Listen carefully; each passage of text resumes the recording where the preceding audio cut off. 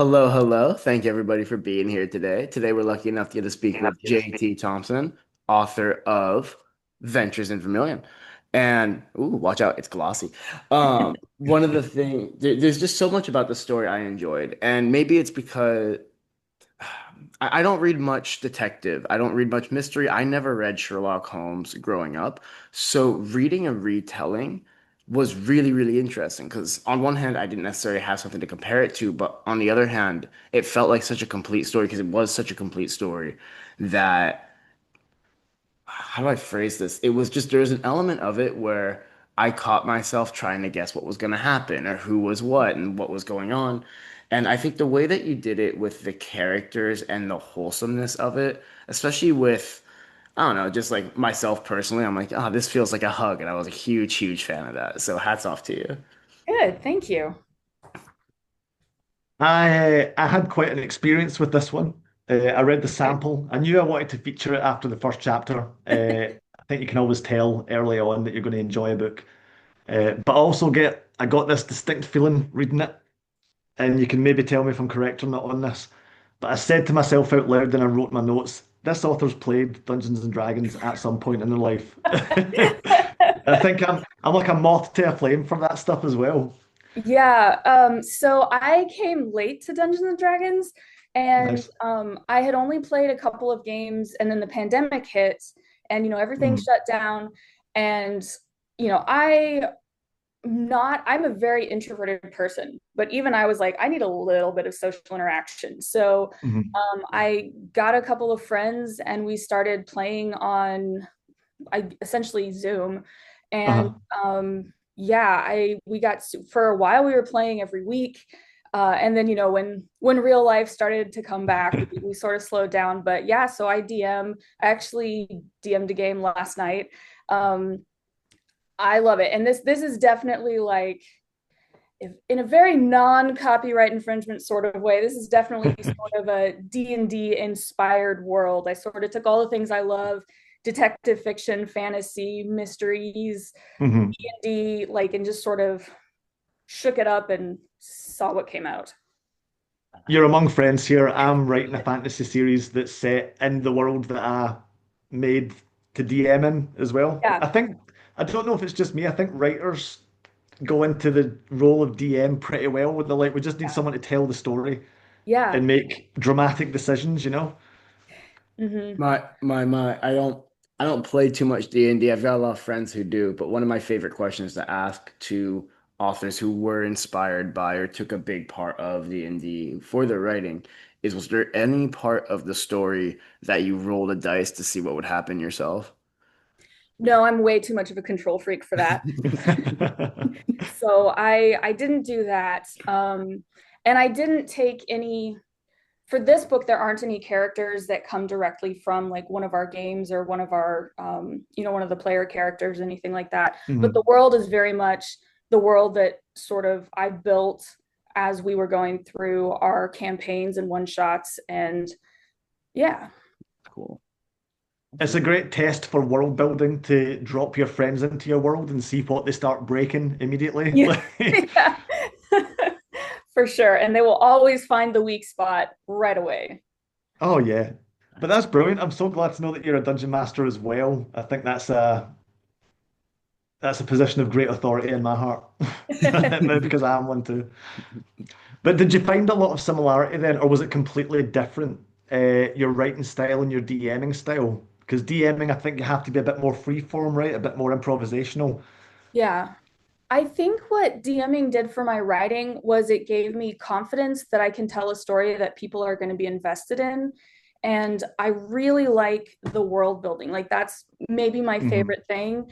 And also, just, I think my other favorite thing about playing Dungeons and Dragons is how you have all these people playing off of each other. So you start out, Hmm.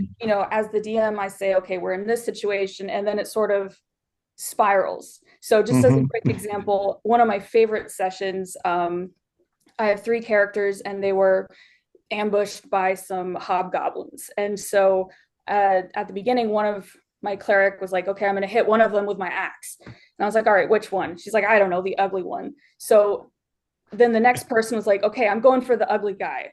And then somehow at the end of this, one of them had been deemed like super ugly, and the other one was this like hobgoblin Fabio.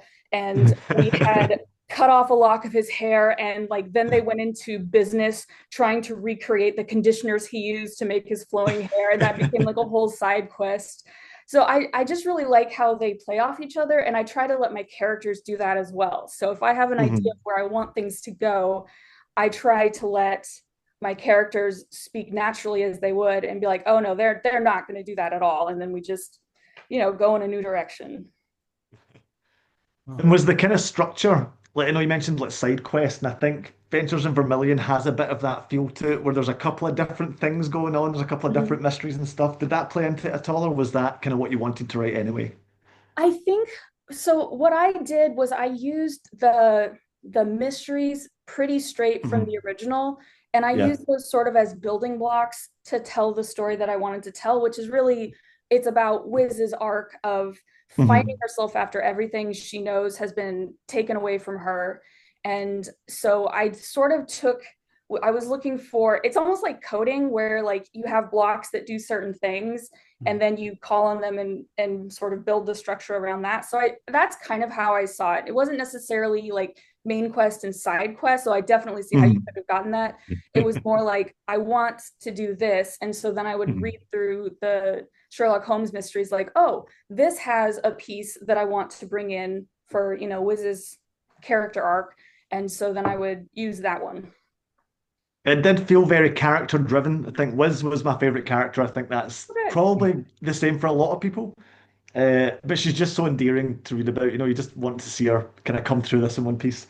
Yeah, I was gonna say, especially with kind of her background and the expectations Mm. she set on herself and Mhm. the what's the word I'm looking for? Like how she had to adapt to a new life. It Yeah. was cool to see that kind of coming of age and I don't want to say redemption arc because redemption arc, from my experience, always implies Phoenix from the Ashes, maybe. yeah, because redemption arc always implies that like the character did something wrong, whereas Yeah. like Hmm. and I think there is a lot of imposter syndrome that beats her up because of Yeah. that. But Phoenix Mhm. from the Ash is a much better way to put it. Yeah. Hmm. And obviously drawn on Watson from the Holmes mysteries. And I'm glad you mentioned them because obviously we can't not talk about Sherlock Holmes. I'm a big fan of many different iterations of Sherlock, and I think that's why I like him, like the general kind of mysteries so much. But I have to ask you, I knew that you'd be a huge fan of them, obviously. But what's your favorite version of Sherlock, and what's your favorite version of Holmes? Do you mean like in Oh TV wait, Watson. adaptations? Sorry, no, Sherlock and Holmes. Do you mean like in Sherlock and Watson. TV and movie adaptations? Anything goes. Can I Ooh. say mine? Is that It's a tough one, right? I Well, thought about this myself. I really like the original Sherlock. I think Hmm. he's very interesting. And I am a fan of the mysteries, but I didn't grow up like reading all of them. Like Hmm. I had read some of them here and there, but they were never like my favorite books or anything. It's just Hmm. when I went back and read the first one, so what happened was I had this other like original fantasy story in mind that I was planning on writing, and I was going to sit down and write it, but first I was going to procrastinate. And so like I read a bunch of books on like writing and story structure just to kind of help get my head clear. And then Hmm. like they kept bringing up Sherlock Holmes and Conan Doyle because, that's such a classic original like Hmm. long lasting, much beloved series. So I went back and I read it, and then I started thinking about what would it look like in my world. And as I read it, I was like, there are a lot of parallels between like the fantasy world that I had already planned on and envisioned and this. So in the original, Watson, like he comes back, he's had this horrible experience, he's got these Hmm. lingering injuries. Um, and so I really connected that with Wiz, and I wanted to have her to have an injury that she was going to struggle with because in a world with magical healing, most things are just going to be instantly solvable. And so Hmm. I wanted to make sure she had something that she was going to struggle with as the original character did, and he's also very clearly suffering from, what we would today call PTSD, and Hmm. so I wanted her to have some of those same struggles to pay homage to that. Mm. And there were some things that I really liked about the Sherlock character as well. But it was really interesting to me to read it I've always been a huge mystery fan, so I've read tons and tons of mysteries, and the way we Mhm. tell a mystery story now is very different.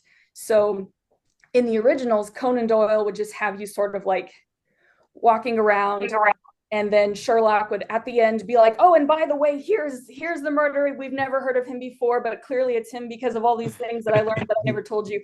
And I think if we wrote stories like that now, readers would be very annoyed, because I think today's mark of a good mystery is you hear the end and you go, "Oh, I should have figured that out from the clues the author Yeah. gave me." Like, to me, that's Yeah. the mark of a good, Like the enjoyable mystery. as a reader, I want to try to figure it out myself. Yeah. The story, it's engaging that way. Yeah, and it feels like cheating if they don't give you all the pieces.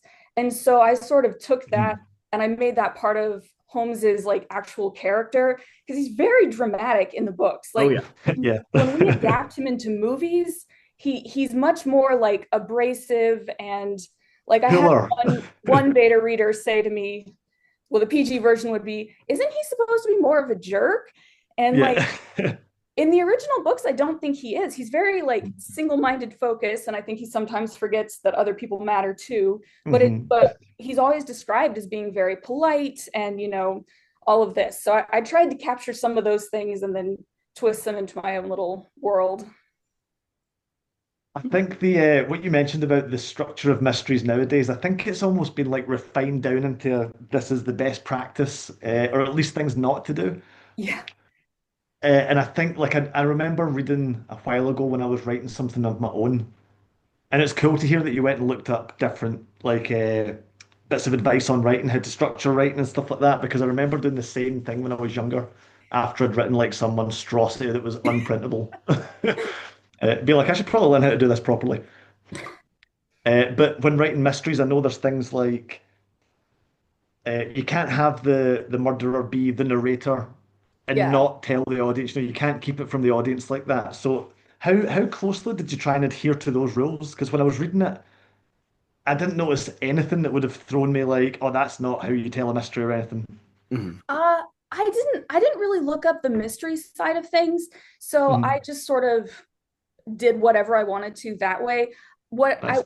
My big challenge, I think, was trying to pay homage to the original structure of how the mysteries were told and explained, Hmm. but in a way that wouldn't feel like I was cheating the reader.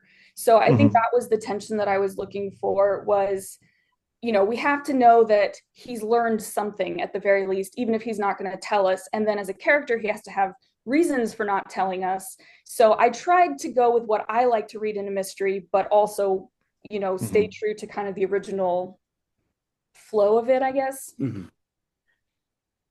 I think a good mystery should be a bit like a magic trick. Do you know what I mean? Yeah. Where it's like, here's this thing, you think you know what's going to happen, and then something different happens. You're like, whoa! And then at the end, it's revealed how they done it. That's Yeah. the bit that mysteries, or at least that's what I like in a good mystery. Well, and Same. I think now everything is so like refined down, like using data and analytics and this and that, that it very much takes the whimsy out of storytelling, but it's also there is very much a mold and a formula that especially the more popular authors follow. You got the Mhm. short cliffhanger ending chapters and all these kind of things. Like I think when I think of like a mystery or a detective novel or whatnot, I just immediately think of like a Hudson News store in an airport, like those books that you'll see on the shelves. And Mhm. there's very much a method and a formula for that. And I think it's on one hand really bleak, but on the other hand, there's a lot of different ways to be writing the story. And I think ultimately, so long as you're kind of breadcrumbing your audience along, like keep them engaged and involved, I think that's what matters most. Like don't take it down to a science. Like ultimately, it's good to just like write the story you want to write. And I think that's the Mhm. great thing about being an indie author, is that, nobody's telling me this isn't how you write a mystery, and nobody's saying it's Mhm. weird to have a fantasy mystery that's sort of cozy, but not all the way cozy. Like, that's too Uh-huh. weird of a genre. You can't do it. Um, so, I'm glad you mentioned the cozy thing because I've made a little note down to ask you about your thoughts generally on the kind of comfy fantasy, cozy fantasy genre that's done some numbers recently, obviously, right. uh, and how much you were even conscious of that when you were writing this, if that was deliberate. Because I got the feeling that whilst it was it wasn't like a hard read. It didn't. It wasn't really bleak or horrible, but it wasn't without its edges. You know, there was a lot of there's a lot of not very nice stuff happens in the book, obviously. Yeah. Yeah, But I Especially like how it that. opens. Yeah, for example, yeah. yeah, I read a lot of cozy fantasy and I really Mhm, enjoy it. Like it's great if, you know, your life is stressful and mhm, you just want to escape to a happy place for a while. I really like it. But I also knew that to really honor what the character has been through, that I wasn't going mhm, to be able to achieve that level of lightness all the way through. And I think mhm, for me, it was really important to sort of honor the people and respect the people who have gone through a traumatic injury or who have mhm, gone through a traumatic combat situation and, you know, then have to adapt their lives, their day to day, and they have to come back. And it, to me, and I know that some cozy fantasies are able to do that in a light way, but for me, I felt like if I glossed over too much of it, I wouldn't be honoring my characters and, you know, the real life people who suffer with these things. Yeah, mhm. that's a really good point. Because, you know, combat is really bad and it's Yep. bad for everybody. It's kind of like we play D&D and we're, you know, killing people in sometimes horrible ways and we read Yep. mysteries about it, but I think I think there is a time and a place to be very lighthearted about that stuff, but I think also we need to be aware that, you know, at the end of the day, humans going through these situations aren't going to do so unscathed. Mhm. And I think being a bit closer to reality like that made it a more believable kind of yeah, comfort for me, especially given the kind of arc that Wiz goes through.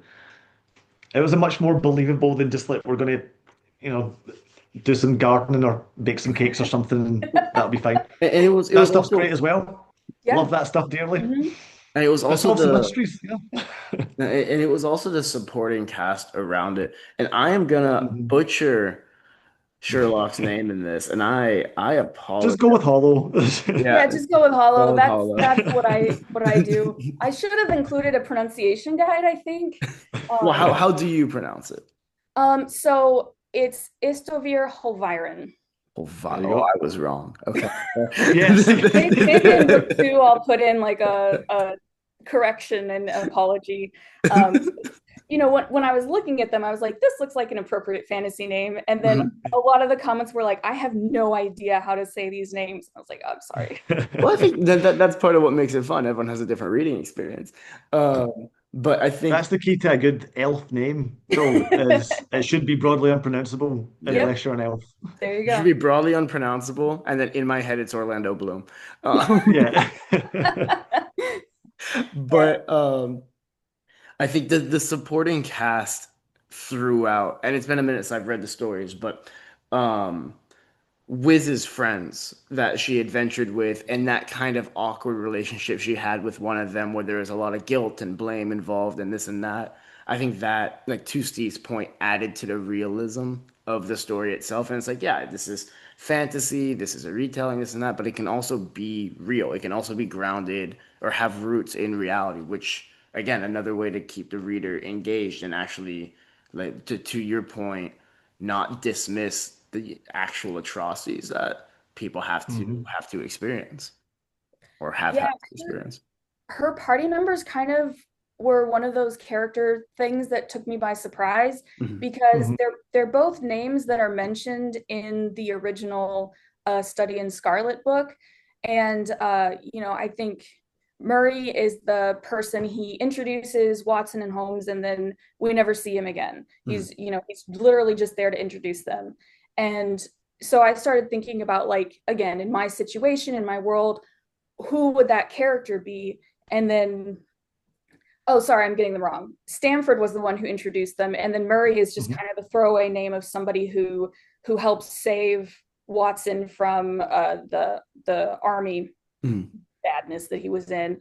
And so again, they were both very much like throwaway names. But then I was like, okay, no, if we have an adventuring party, like they're still going to feel responsibility towards each other. And so I wasn't really expecting for them to show up again, but Stanford especially was very stubborn, and he kept showing up and he kept saying that he was going to come back and do his best to make things right, and I just sort of had to let him at that point.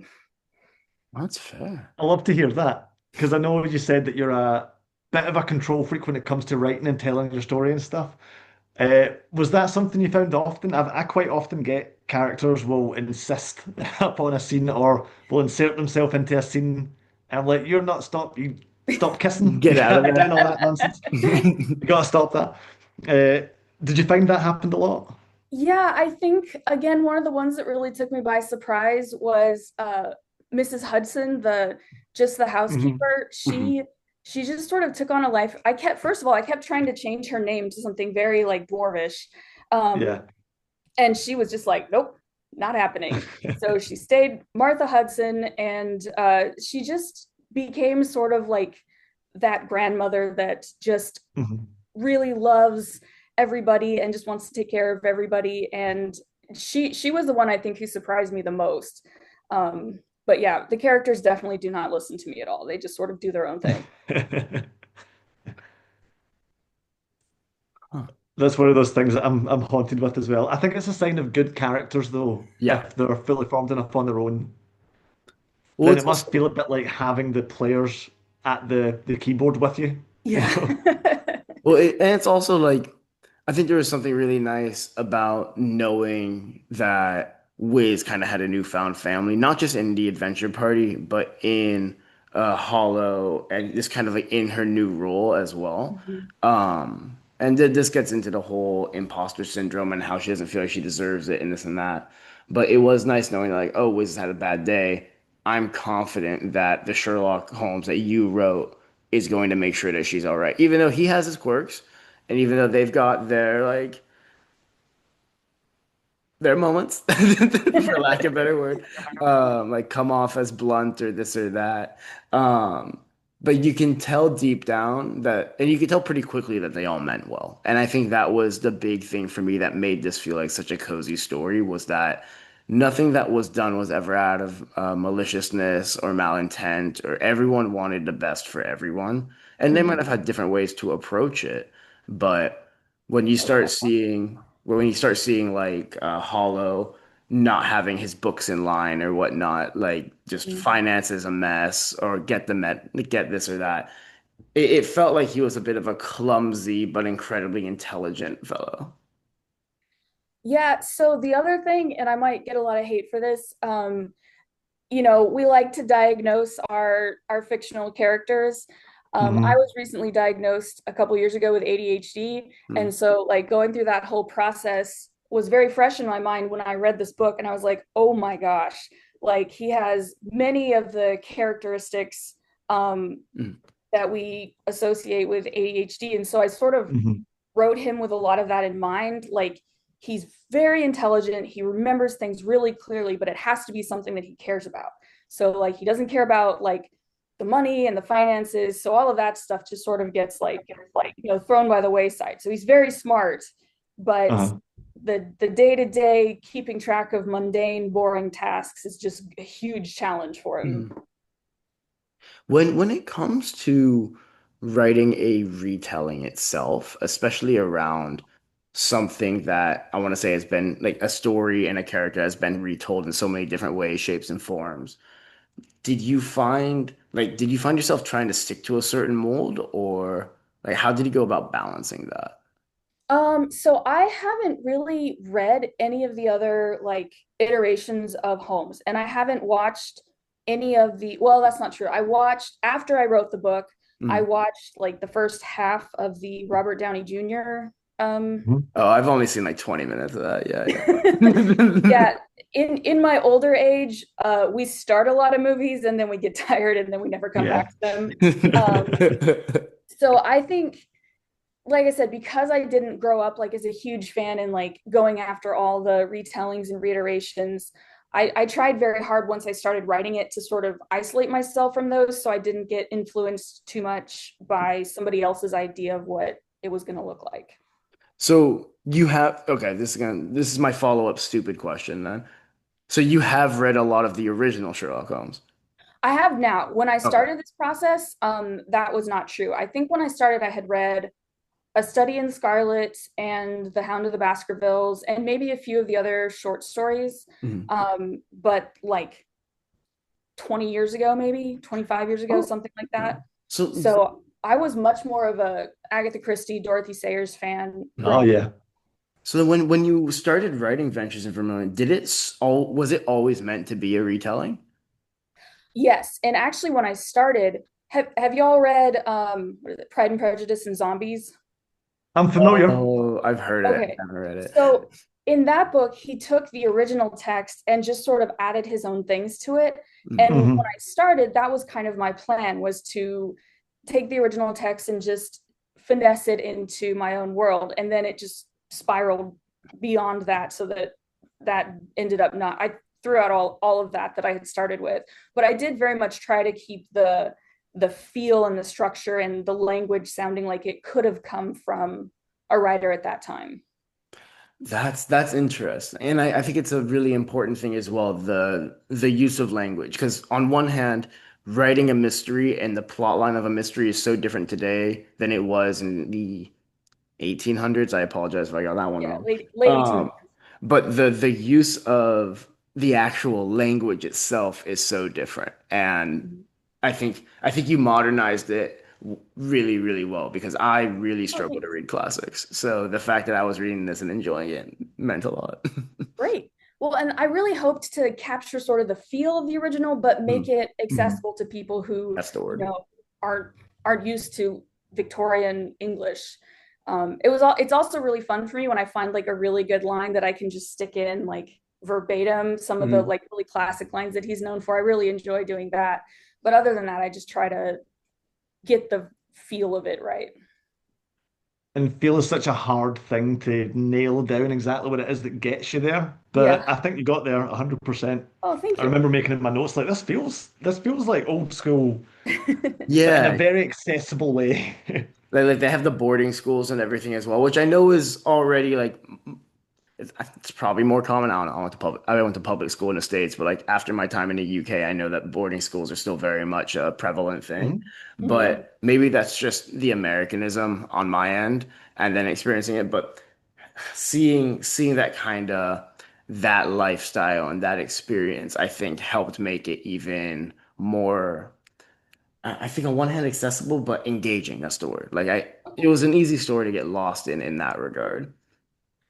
And Great. like frankly, they were characters that you wanted to root for. Like I think it'd be very different if you made Hollow a jerk, because then I wouldn't have been as excited to see, oh, they found the mystery or this or that. I think there's certain characters in this environment that like you really want to root for, so you have to write them in that light as well. Yeah.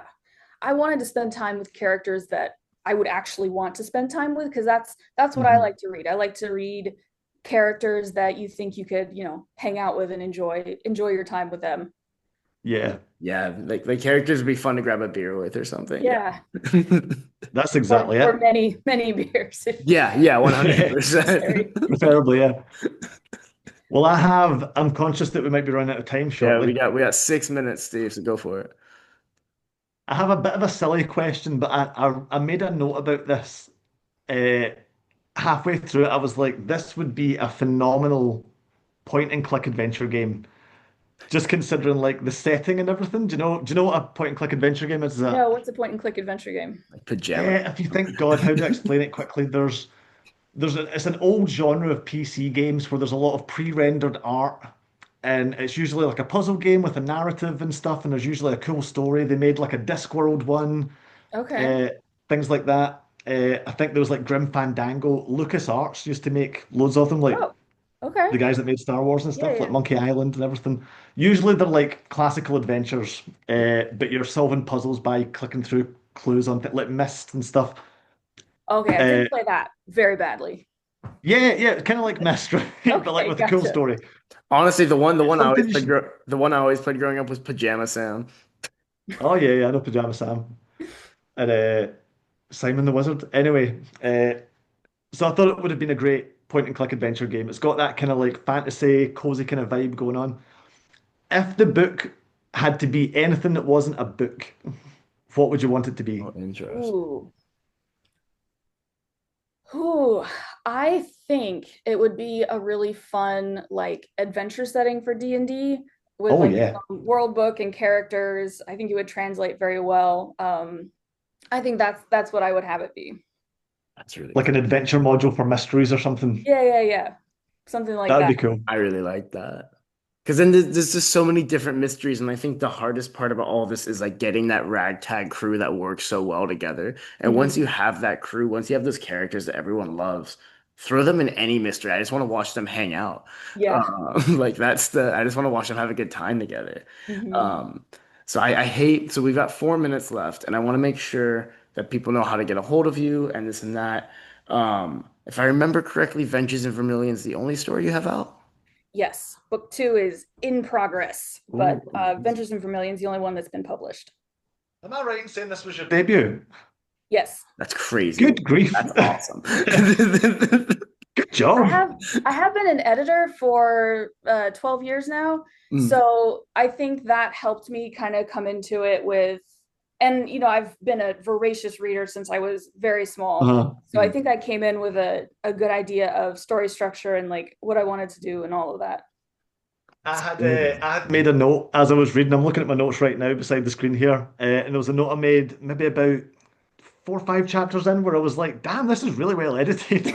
Well, that was Good. like because we go through so many submissions, and I can tell pretty quickly if they're gonna be because it's one thing to write a really good chapter. Hmm. It's the consistency to be able to write an entire story of really good chapters. hmm Yeah. And whether it comes down to formatting or this or that, like as a submission, Ventures in Vermilion came in as like very much you could tell very quickly, like you took this Good. seriously, you weren't messing around, and it Hmm. hmm showed in the writing style and the quality. And I think because Steve and I spoke about this recently, the idea that like formatting isn't everything, but Hmm.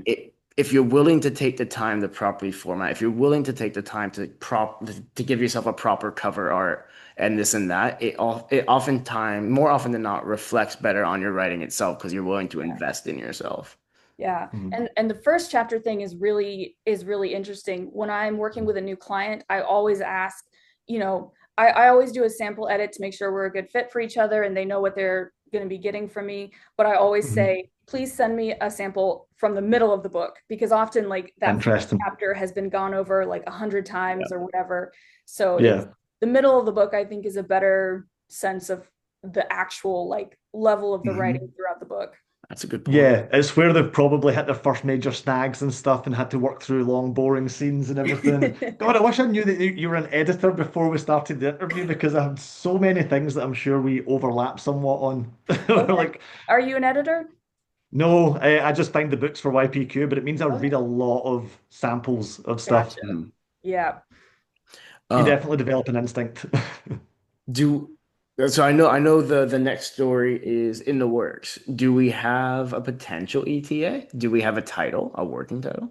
We are aiming for a year after the first one was published. So I published in early March. I'm aiming for that. Okay. I'm trying not to. So the first one, I wrote it like, and then I sat on it for maybe a year and a half or so. And I just kind of kept editing it and editing it Yeah. and editing it. And I think maybe for my first one, I needed to do that because I was still trying to find my voice and how I wanted to tell the story and all that. I'm going to try very hard not to do that with this book. Mhm. It's going to be edited, of course, and it's going to have time to sit and come back to it, but I'm not going to take a year and a half. That's That's fair. the goal. And I for the next sympathize. 35 seconds, if readers want to get a hold of you, I can put your website in the caption Yeah, below.